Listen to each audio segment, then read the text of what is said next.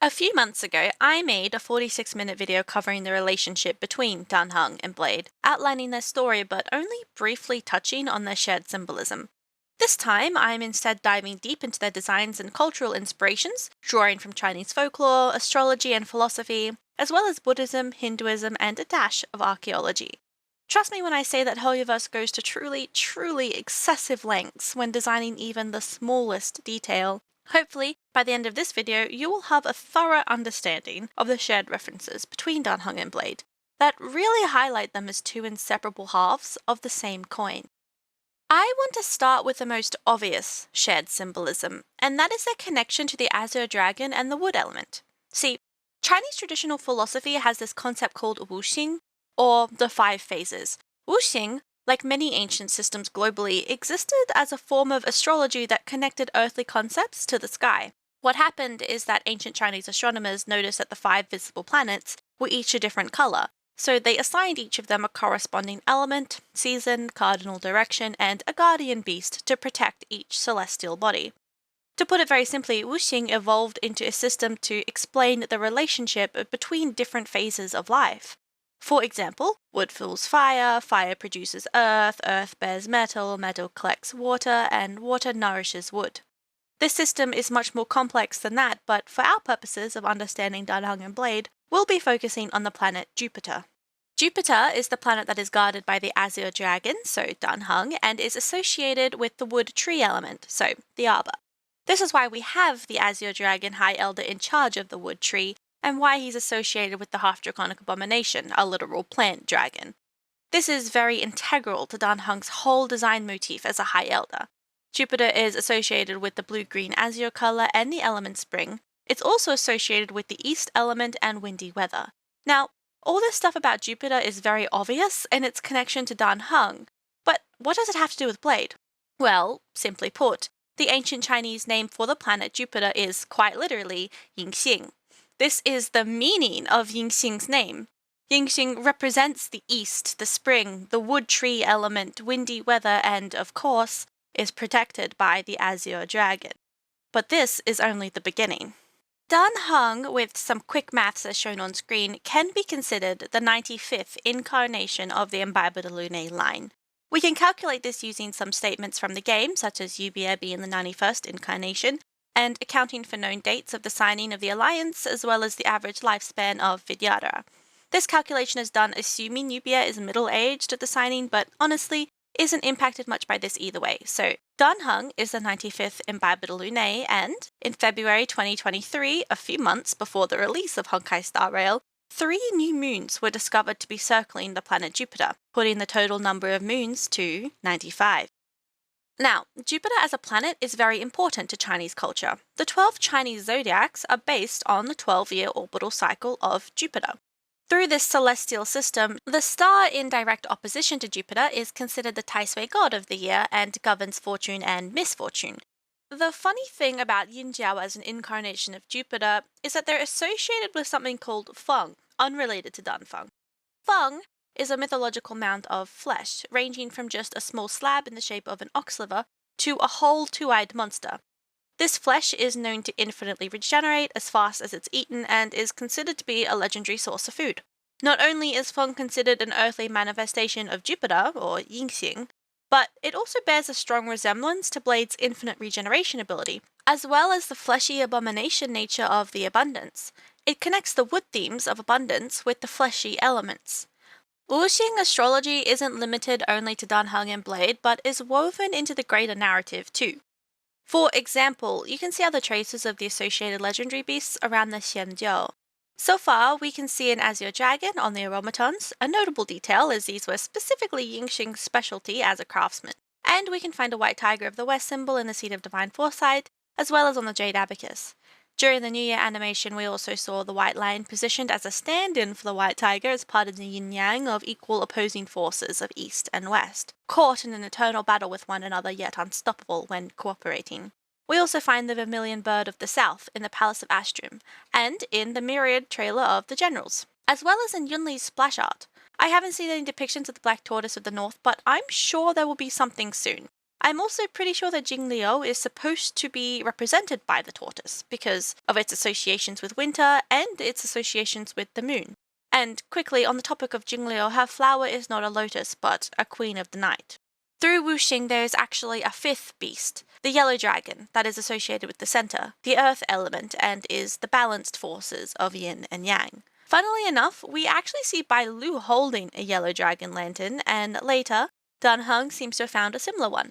My current speculation is that this yellow dragon represents the Aeon Long, especially because this yellow dragon is considered the master of all dragons. Moving on from Wuxing and guardian beasts, I want to discuss another pretty obvious inspiration, the legends of Chang'e. This very famous deity is the goddess of the moon and has been used as a primary inspiration for Hoyoverse since their first game called Fly Me to the Moon. The story of this goddess has served as inspiration for many Eastern stories, even ones like Sailor Moon, so it's not something unique to Hoyoverse.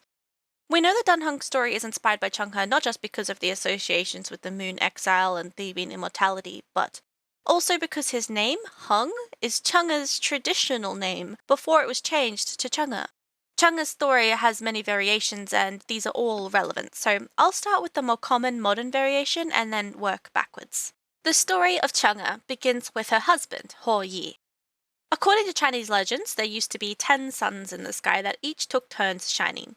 One day, the suns all decided to come out at the same time, burning the planet. The legendary archer Hou Yi shot down 9 of the 10 suns and was rewarded by the Queen Mother of the West, Shi Wengmu, with a vial of immortality elixir. He left this vial at home with his wife, Chang'e, who drank the elixir and was exiled to the moon to live in isolation.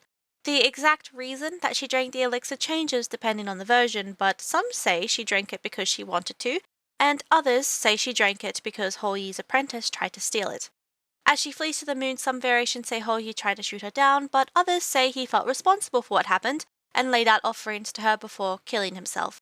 It's said that Chang'e lives on the moon in her moon palace with this rabbit that you can see on the face of the moon. There is also a 3-legged toad, often considered her chariot or sometimes an alternative form of her own. This modern variation of the story with Hou Yi is interesting because of the sun. Culturally, these suns were 3-legged ravens, and on the Xianzhou, the sun is analogous with Lan the Hunt and the Flint Emperor Heliobai. This is why we see the Azure Dragon and White Lion pursuing a sun in the New Year animation. The connection between Lan and the Heliobai, of course, comes from their folklore about the hero who defeated the Red Star, the Flint Emperor, and then later on used that power to shoot Muldrassil. Here, the hero Lan is an obvious parallel to Hou Yi. This is the hero they believe to have sacrificed himself and ascended with part of the Flint Emperor to become Lan the Hunt. And his sacrifice is paralleled by the archer Bai Heng, who received psychic visions about his life and carried on his legacy of self-sacrifice, utilizing the power of the Flint Emperor. We can also see the story of Chang'e referenced in annotations from Ode to Rainbow Path, which describes Lan's story with the moon toad, and again later when they reference the moon hare and the golden crow of the sun. Actually, this goes even further. The suns that Hou Yi shot down were originally birds in a divine tree. And we know Hoyoverse took inspiration from this museum that they collaborated with when designing the arbor, and it features 9 sunbirds on the branches, but in-game we instead see only the phoenix, using the Palace of Astrum as a map. Look, the arbor even has a dragon at the bottom. Yunli's art also suggests that the phoenix is a Heliobai because of her connection to the Flint Emperor, thus explaining why the arbor that was shot at by the hero and Flint Emperor is depicted as being on fire. It's all an elaborate reference to the Hou Yi myth. I mean, it makes sense that the hunt path would be inspired by a legendary Chinese hunter, right? Anyway, traditionally, the story of Chang'e did not involve Hou Yi at all. Originally, she was someone who stole Shi Wengmu's immortality elixir and fled to the moon. Then she became associated with a wife of an emperor that gave birth to the moon, and then later on she became a woman who stole the immortality elixir that was gifted to Hou Yi and fled to the moon. Except there's actually 2 different Hou Yi. Both are famous archers, but one is the mythological figure that conquered the suns, and the other is an actual historical figure. The issue is the historical figure had a wife, but the famous sun-shooting archer never did.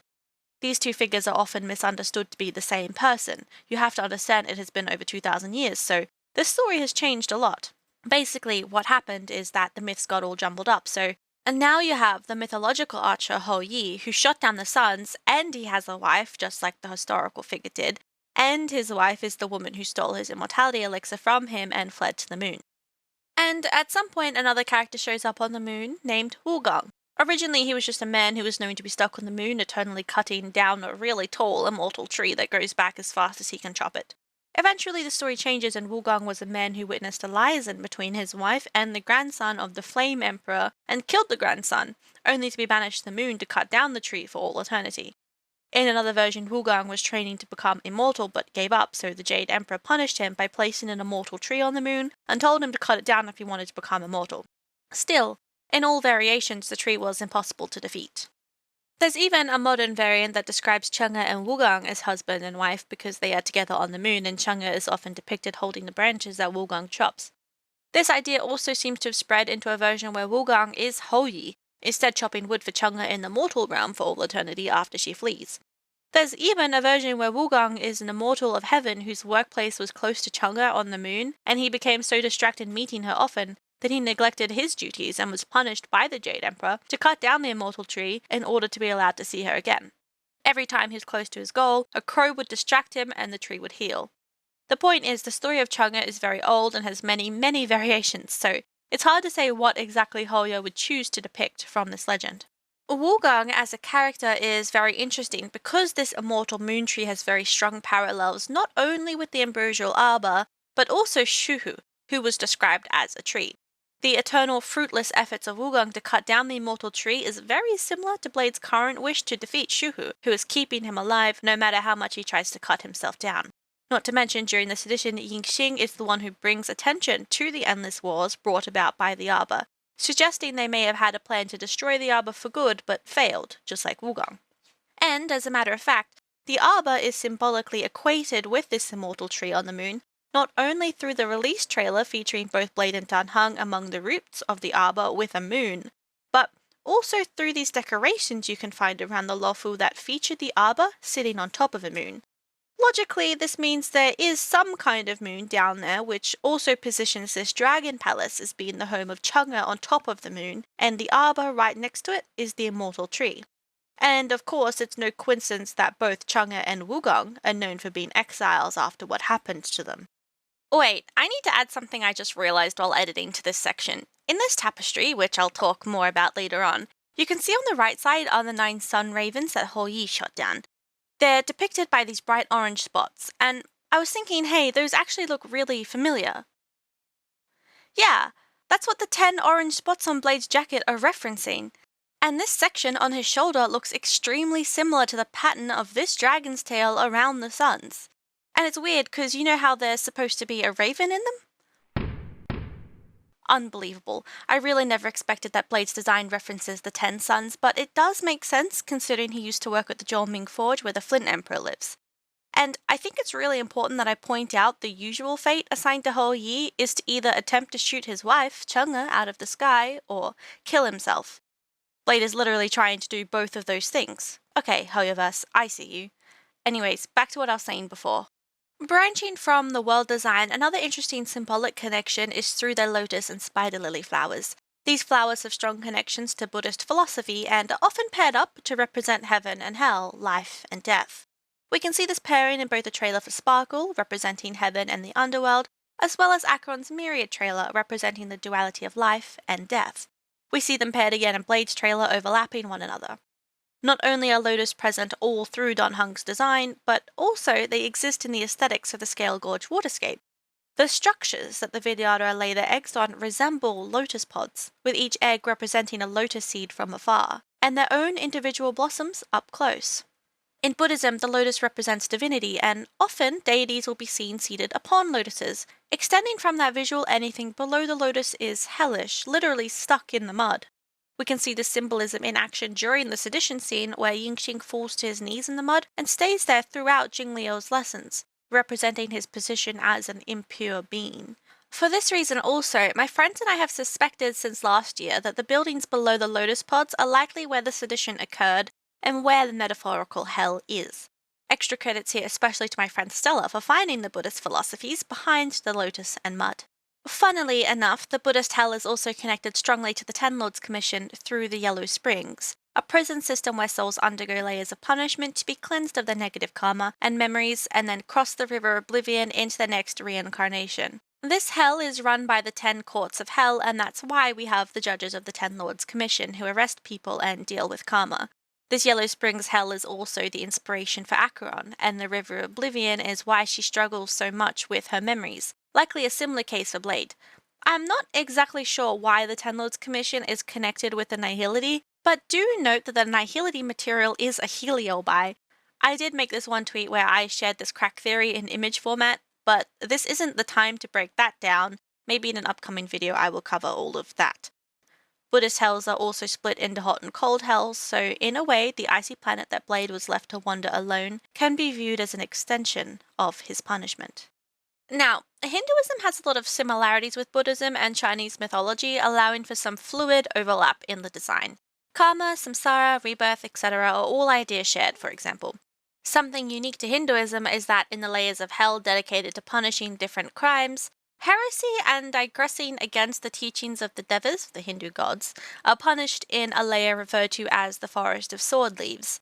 This is directly referenced in Blade's kit with his ability called Forest of Swords. Hilariously, though, the Vishnu Purana scripture instead lists this hell as a punishment for someone who cuts down trees, a clever tie-back to his life spent warring with the ambrosial arbor in Shuhu, as well as a nod to his references as Wugang, eternally cutting down that immortal tree on the moon. Back to the topic of flowers, Blade Spider Lily is culturally associated with death and believed to grow along the shores of the Eastern Hell River, guiding spirits to the next life. You can see this in scenes like this, where Blade slices open the ground and spider lilies emerge along with souls of the dead. There's a similar effect when he slices open a path to the hellscape in his ability, and again when they are featured in his ultimate hellscape. In Dan Heng's Nightmare trailer, there's a section from his point of view that shows the field of spider lilies, which we can see again in Blade's splash art. This is the location he visits once a year to bury swords. This field of spider lilies is a real location and should theoretically be under the Scale Gorge, with the moon under the arbor, which is also visible in Blade's splash art. This field of weapons and spider lilies should be where the sedition happened, and we know that the sedition was supposed to happen at the Scale Gorge waterscape anyway. One important detail to acknowledge is that the Buddhist concept of reincarnation is almost always considered undesirable. It's an eternal samsara cycle that the soul is stuck in, perpetually reincarnating until eventually the soul breaks the cycle. Interestingly, both of them have strayed from this path, with Blade now unable to die and Dan Heng having gone through an incomplete rebirth, and likewise also potentially impossible to kill, if the sword through his heart in this scene is any indication. Hey look, they match. An interesting detail about spider lilies is that in real life they bloom in response to heavy rainfall at the beginning of autumn. This is part of the reason that spider lilies became associated with death in the first place, as they grow on the graves of the deceased and along the riverbanks. People slowly began to associate these flowers spiritually with guiding souls through the river of death. Likewise, Dan Heng also has autumn themes in his design, with his fallen leaves that are shown falling to the ground, with the water that separates Dan Heng and Blade and being sliced in half, coincidentally resembling the Nerve logo from Hoyoverse's favourite anime Neon Genesis Evangelion. For those who don't know, the Feng in Dan Feng's name means maple, and the Mid-Autumn Festival is when the legend of Chang'e is celebrated. Here's Dan Heng featured in the very first Mid-Autumn Festival as the moon drinker in Baba de Lune. Coincidentally, August, the beginning of flood season when the spider lilies start to bloom, is also the time when Blade's banner was released, followed by Dan Heng in Baba de Lune at the end of the month. The year before that, on August 25th, 2022, is the first time we're introduced to Blade together with Dan Heng, undoubtedly because of the flood season that they're both so heavily connected to. Also, on the last day of Blade's release banner was an astronomical phenomenon known as the Moon-Jupiter conjunction, where Jupiter just happened to appear very close to the moon on that day.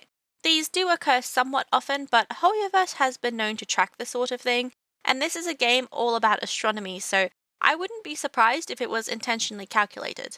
Another example is that Dan Heng's banner began on a rare full moon blue moon, which only occurs once every few years. Oh, one more thing about spider lilies is that the golden variation, as featured across Blade's coat, is also known as the dragon claw flower because of the way that they curl. So try not to think too hard about that and that one time Blade called himself the smiling black dragon to imitate Cold Dragon Young on Bellabog. Another surprising reference shared by Dan Heng and Blade is actually in the legends of Nuwa and Fuxi. See, these two are considered the original creator gods, with Nuwa crafting mankind from clay, but actually their story is closely tied to Honkai Star Rail. Originally, the ancient Chinese believed the sky to be a tortoise shell, held up by the pillars of heaven that were actually the tortoise legs. At some point, there is a terrible disaster involving a black dragon, and the pillars of heaven are collapsing, so Nuwa defeats the black dragon and restores the pillars. This story is referenced when you interact with the Dragon Tree in the Alchemy Commission, and again by the Half-Draconic Abomination when it destroys the pillars around the Scale Gorge waterscape. We know for a fact that Hoyoverse references the story of Nuwa and Fuxi because they're literally characters in Honkai Impact 3rd, and they are companions to Fuha, their main Chinese-themed character. This is where stuff gets really fun. See the design that Nuwa and Fuxi share? The red serpentine body actually comes from this ancient artifact that is said to depict Nuwa. On the top left, you can see the moon with the toad, and on the right is the sun with the crow in it. These figures are in the heavens, and as you work down the tapestry, you get to the mortal planes and then to the underworld.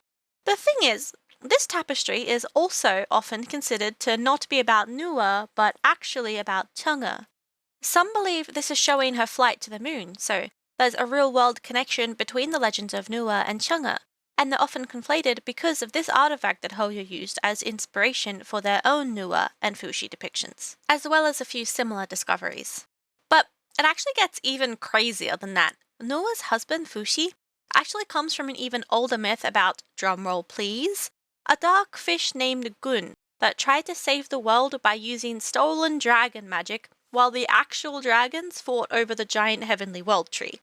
He failed, was executed, and then resurrected by a shaman as a dragon or a turtle, except when they revived, they ended up in the Feather Abyss, which was actually the entrance to the Yellow Spring Hell.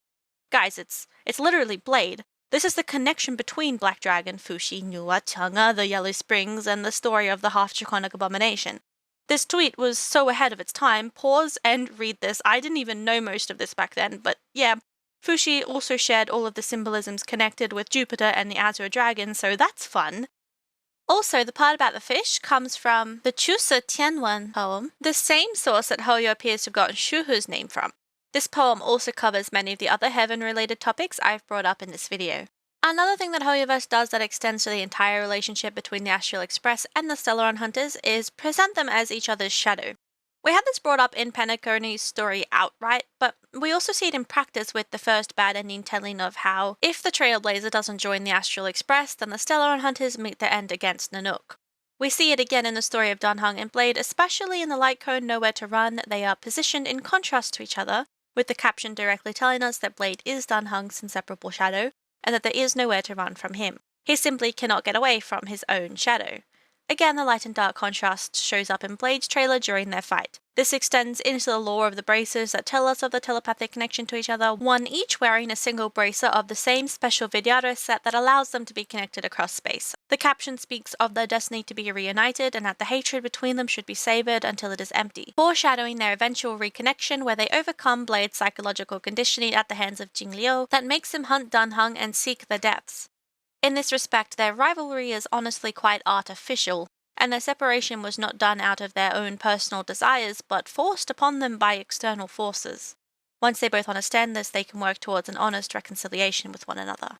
A fun detail is that fans of Dan Heng and Blade uncovered some ancient archaeological discoveries of these nearly 3,000-year-old weapons that happen to strongly resemble the designs of Dan Heng and Blade. You can see the pattern on the sword is very similar to the pattern on Blade's chest, and the spear also looks similar to Dan Heng's. These exquisite artifacts actually belongs to a pair of historical arc rival kings. These weapons are frankly gorgeous, and I'm sure all the archaeology nerds at Hoyoverse were just dying to use these as references for a pair of major characters. Chinese bronze artifact patterns have been used as inspiration for a lot of the patterns you see on the Xianzhou lawful characters, so I encourage you to have a browse and see how many things you can recognize for yourself. I'll leave a link to the Wikipedia article about this too. There's also a book I found that connects so many things together, including why the Yellow Dragon is actually connected to the Yellow Spring and why all waters actually come from the underworld via the Central Mountains.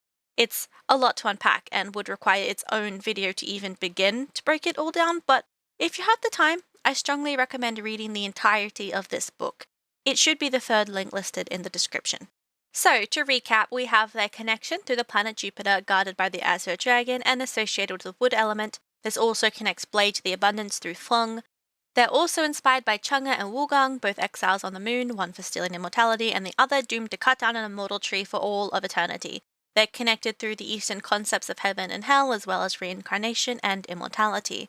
The story of Nuwa and Fuxi is also present, and the original story of Fuxi is extremely similar to what happens to Blade. Gosh, this video was a lot of research time, so please, if you enjoyed it, I would greatly appreciate likes and subscribes. And if you're feeling particularly generous, I do have a Ko-fi you can donate to, so I can keep spending all of this time down obscure rabbit holes and bringing back what I find like a glorified hunting dog. Thanks for watching and see you next time. Bye!